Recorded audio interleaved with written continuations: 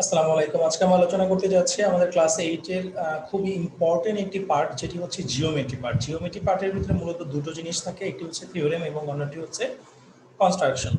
আজকে আমরা মূলত আলোচনা করতে যাচ্ছি আমাদের কনস্ট্রাকশনের যে পার্টটি রয়েছে সেই পার্টটি নিয়ে, যেটা হচ্ছে আমাদের মূলত চ্যাপ্টার 8.2।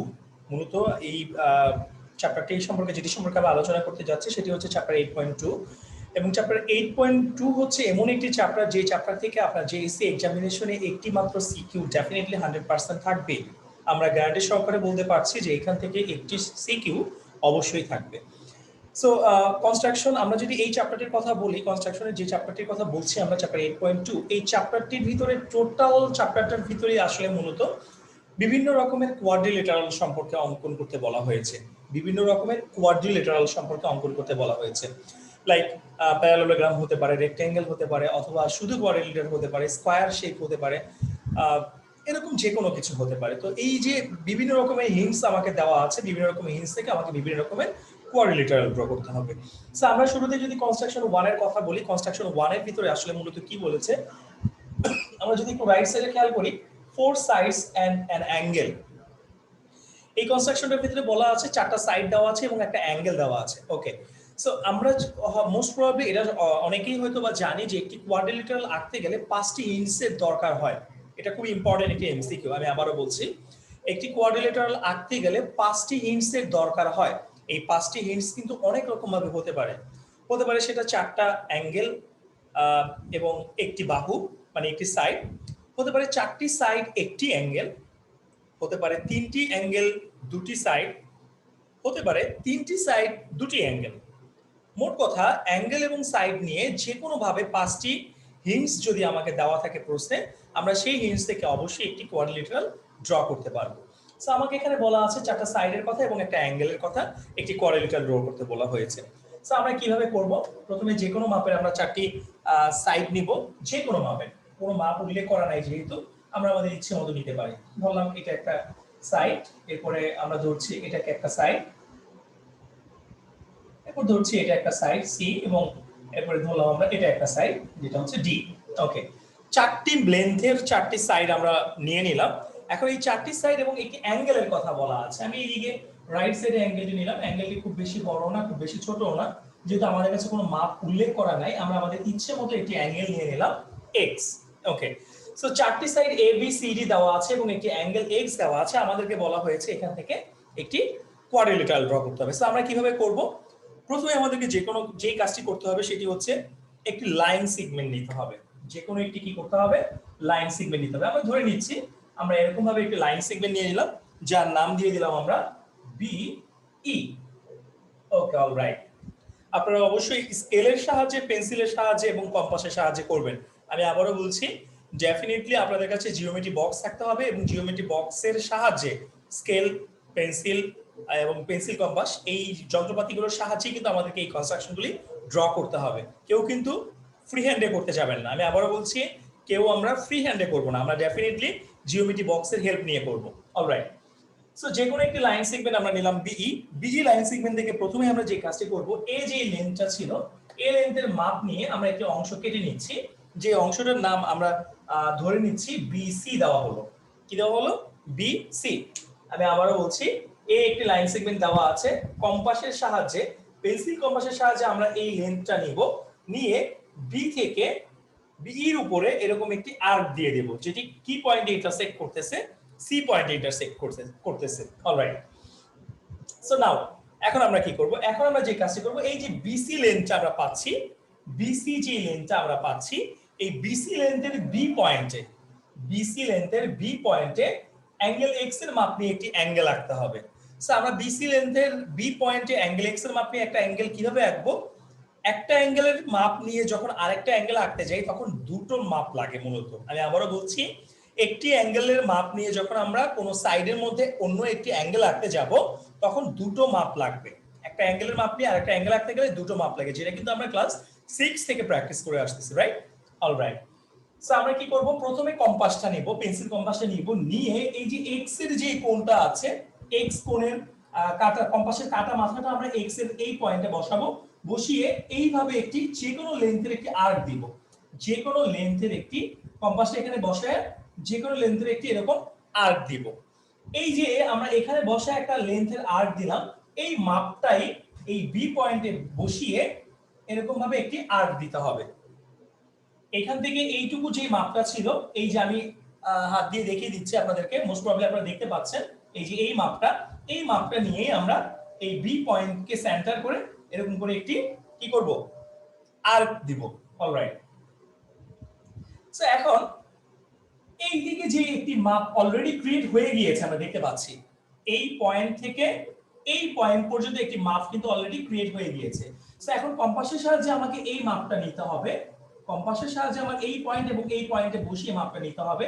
নিয়ে আমরা কম্পাসের কাটার মাথাটা এখানে বসাবো, বসিয়ে আগের আর্কটিকে ইন্টারসেক্ট যেন করে এমন ভাবে আরেকটি আর্ক দিব, এমন ভাবে কি করব, আরেকটি আর্ক দিব। সো হয়ে গেল। এই পয়েন্টের সাথে এখন এই পয়েন্টটাকে আমরা কি করে দিব, এরকম যোগ করে দিব। আমরা যদি এই পয়েন্টের সাথে এই পয়েন্টটাকে যোগ করে দেই, আমরা এরকম একটা কি পেয়ে যাচ্ছি, সাইড পেয়ে যাচ্ছি, যেটার উপরের দিকে নামটা আমরা সাপোজ দিয়ে দিলাম এফ, এইদিকে নামটা আমরা দিয়ে দিলাম এফ। অলরাইট, এখন বি এর যে মাপটা আছে, এইদিকে বি এর যে মাপটা আছে, বি এর মাপটা নিয়ে আমরা এই বিএফ থেকে এইদিকে একটি অংশ কেটে নিব। বিএফ থেকে আমরা কি করব, এইদিকে একটি অংশ কেটে নেব। সাপোজ আমাদের মাপটা এমন ভাবে আমরা দিয়ে দিলাম।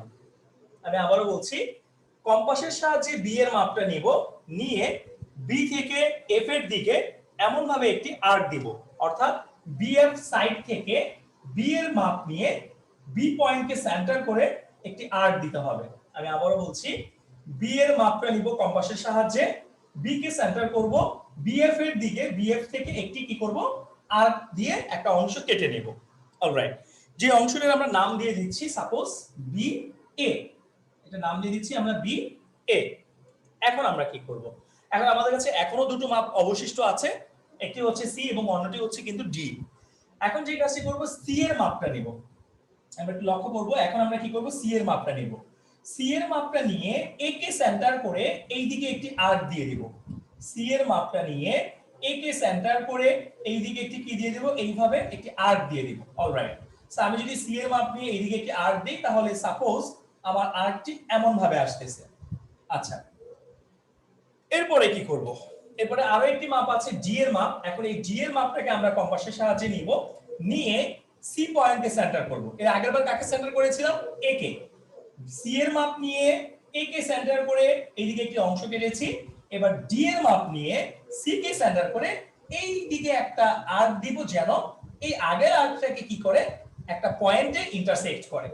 এমন ভাবে আর্কটা বসাবো যেন আগের আর্কটাকে কি করে, একটি পয়েন্টে ইন্টারসেক্ট করে। সাপোজ আমি ধরে নিচ্ছি, আমি সি পয়েন্টকে কেন্দ্র করে যদি আমি এইদিকে একটি আর্ক দেই, তাহলে সেই আর্কটা এই রকম ভাবে একটি পয়েন্টে ইন্টারসেক্ট করছে, যে পয়েন্টের আমরা নাম দিয়ে দিচ্ছি, এই দুটো আর্ক, একটি আর্ক আরেকটি আর্ককে আমরা ধরে নিচ্ছি ডি পয়েন্টে ইন্টারসেক্ট করছে। সো এখন কি করতে হবে, এই এ পয়েন্টের সাথে ডি পয়েন্টটাকে আমরা জাস্ট জয়েন করে দিব, এবং সি পয়েন্টের সাথে ডি পয়েন্টটাকেও কি করে দিব, জয়েন করে দিব। সো আমরা দেখতেই পাচ্ছি এখানে আমাদের অলরেডি এ বি সি ডি একটি কোয়াড্রিলেটারাল কিন্তু ড্র করা হয়ে গেল। আচ্ছা, এখন কোশ্চেন হচ্ছে, এই যে আমরা কোয়াড্রিলেটারগুলোকে ড্র করলাম, আমরা কি জানি কনস্ট্রাকশনের ভিতরে কয়টি স্টেপ থাকে? কনস্ট্রাকশনের ভিতরে মূলত কিন্তু স্টেপ থাকে দুটো, একটি হচ্ছে ড্রয়িং করা, আর্ট করা, এবং অন্যটি হচ্ছে সেটিকে ড্রয়িং স্টেপে লেখা নিজের ভাষায়। যারা আমরা নিজের ভাষায় লিখতে পারবো না, তাদেরকে আমি রিকোয়েস্ট করব কয়েকটি ম্যাথের কয়েকটি কনস্ট্রাকশনের লেখাগুলো বা ডেসক্রিপশনগুলো আমরা একটু মুখস্থ করে নেওয়ার চেষ্টা করব, যাতে করে পরবর্তী টাইম বা নেক্সট টাইম আমাদের কনস্ট্রাকশন করতে গেলে আমরা নিজেরাই কিন্তু লিখে নিতে পারি। আমরা জাস্ট কিভাবে এখানে আর্ট করলাম, সেই আর্ট করার ডেসক্রিপশনটাই কি করতে হবে, আমাদেরকে দিয়ে দিতে হবে। এখন আর্টের ডেসক্রিপশনটা যদি আমরা দিতে যাই, আমরা কিভাবে দিব আসলে? সো আর্টের ডেসক্রিপশনটা দিতে গেলে আমরা কি করব, আমরা জাস্ট যেই ওয়েতে এই কনস্ট্রাকশনটাকে আর্ট করলাম, সেই আর্ট করার ওয়েটা আমাদেরকে জাস্ট লিখে দিতে হবে। অলরাইট, ওকে, এখন আমরা চলে যাচ্ছি ড্রয়িং স্টেপে। ড্রয়িং স্টেপটা করার আগে আমাদেরকে মনে রাখতে হবে, এখানে প্রথমে পার্টিকুলার এনান্সিয়েশনটা লিখে নিতে হয়। পার্টিকুলার এনান্সিয়েশন বলতে প্রশ্নে যেই কথাটা বলা ছিল, সেই কথাটাকে আমাদেরকে যেই কাজটি করতে হবে সেটি হচ্ছে জ্যামিতিক ভাষায় লিখে নিতে হবে। অর্থাৎ আমাদেরকে প্রশ্নে বলা ছিল চারটি সাইড এবং একটি অ্যাঙ্গেলের কথা। আমরা যেই কাজটি করব, let quadrilaterals four sides length, একটা কোয়াড্রিলেটারের চারটা সাইডের লেন দেওয়া আছে, A comma B comma C comma D, A B C D. and an angle x is given এবং একটা অ্যাঙ্গেল দেওয়া আছে সেটা হচ্ছে x okay alright the quadrilateral is to be constructed আমাদেরকে কোয়াড্রিলেটারালটা কি করতে হবে কনস্ট্রাক্ট করতে হবে এটাকে বলা হয় মূলত পার্টিকুলার এনুন্সিয়েশন অলরাইট এখন হচ্ছে মূল ড্রয়িং এর স্টেপটা সো মূল ড্রয়িং এর স্টেপটা লেখার জন্য আমরা কি করব আমরা কিভাবে ড্র করলাম সেই স্টেপগুলিকে জাস্ট সাজিয়ে লিখব আমি রাইট সাইডে অলরেডি ফ্রি হ্যান্ডে এঁকে রেখেছিলাম ফিগারটা আপনারা যদি একটু খেয়াল করেন প্রথমে আমরা বিই একটি লাইন সেগমেন্ট নিয়েছিলাম যেখান থেকে এর মাপ নিয়ে বিসি অংশ কেটে নিয়েছিলাম সেই কথাটি আমরা লিখব from any ray BE take BC equal to a একটা রে বিই থেকে বিসি সমান এ অংশ কেটে নিলাম এবং তারপরে আমরা কি করেছিলাম বি পয়েন্টে সিবিএফ ইকুয়াল টু কোণ এক্স রেখেছিলাম সেই কথাটি আমরা লিখলাম and draw angle EBF angle EBF বলা যেই কথা angle CBF বলা কিন্তু একই কথা কোণের পয়েন্টটা অ্যাঙ্গেলের পয়েন্টটা কিন্তু মিডলে থাকে আমরা জানি so angle EBF is equal to কোন অ্যাঙ্গেল সমান করে আঁকলাম আমরা আমাদের কাছে প্রশ্নে যে x অ্যাঙ্গেলটা দেওয়া ছিল সেই x অ্যাঙ্গেলের সমান করে আমরা আঁকলাম ওকে অলরাইট এবার হচ্ছে সেকেন্ড পয়েন্টে চলে যাচ্ছি সেকেন্ড পয়েন্টে গিয়ে আমরা কি করলাম সেকেন্ড পয়েন্টে গিয়ে এই যে BF লাইন সেগমেন্ট ছিল সেই BF থেকে আমরা B এর মাপ নিয়ে BA অংশ কেটে নিয়েছি সেই কথাটা আমরা লিখলাম from BF take BA equal to B আচ্ছা তারপরে আমরা কি করেছি তারপরে কিন্তু আমরা A কে একবার সেন্টার করেছি C কে একবার সেন্টার করেছি A কে সেন্টার করে এই ছোট হাতের C এর মাপ নিয়ে একটা আর্ক দিয়েছিলাম এবং C কে সেন্টার করে এই D এর মাপ নিয়ে একটি আর্ক দিয়েছিলাম সেই কথাটাকে এখানে রিপ্রেজেন্ট করা হচ্ছে with A and C as center A এবং C কে সেন্টার ধরে draw two arcs দুটো আর্ক তৈরি করছি আমরা of radius C and D C এবং D এর মাপ নিয়ে respectively মানে যথাক্রমে পরপর within the angle ABC কোথায় আমরা করেছি অ্যাঙ্গেল ABC এর মাঝখানে আমরা এঁকেছি অলরাইট যে আর্ক দুইটা একটা আরেকটাকে ইন্টারসেক্ট করেছে কি পয়েন্টে ইন্টারসেক্ট করেছে এখানে দেখতে পাচ্ছি আমরা ডি পয়েন্টে ইন্টারসেক্ট করেছে কি পয়েন্টে করেছে ডি পয়েন্টে ইন্টারসেক্ট করেছে অলরাইট তারপরে আমরা কি করেছিলাম এর সাথে ডিটাকে জয়েন করেছি সি এর সাথে ডিটাকে আমরা জয়েন করেছি সো আমরা এখানে লিখে দিচ্ছি join a, d and c, d so this is the process to write the description of a construction একটি কনস্ট্রাকশনের ডেসক্রিপশন লিখতে গেলে পার্টিকুলার এনুন্সিয়েশন প্রথমে লিখতে হয় এবং পরে লিখতে হয় কিন্তু ড্রয়িং এর স্টেপটা এবং ড্রয়িং এর স্টেপটা কিন্তু আমরা খুব সুন্দর করে এইভাবে সাজিয়ে লিখতে পারি যেটা আমি অলরেডি আপনাদেরকে এখানে দেখিয়ে দিচ্ছি ড্রয়িং এর স্টেপটা এই লেখাগুলিকে জাস্ট আমরা কিন্তু নিজের ভাষায় লিখলেও কোনো সমস্যা নাই কিন্তু আমরা চেষ্টা করব যতটুকু সম্ভব হয় বুঝে বুঝে লেখার জন্য কারণ কেউ যদি চিত্র আঁকতে পারে কনস্ট্রাকশনের ফিগার যদি কেউ ড্র করতে পারে I will damn sure say definitely কনস্ট্রাকশনের ডেসক্রিপশনও দিতে পারবে জাস্ট কিভাবে ড্র করলাম সেই কথাটাকে আমাদেরকে ডেসক্রিপশনে সুন্দর করে সাজিয়ে লিখতে হবে দ্যাটস অল কনস্ট্রাকশন নাম্বার 1টা আমাদের এখানেই কিন্তু শেষ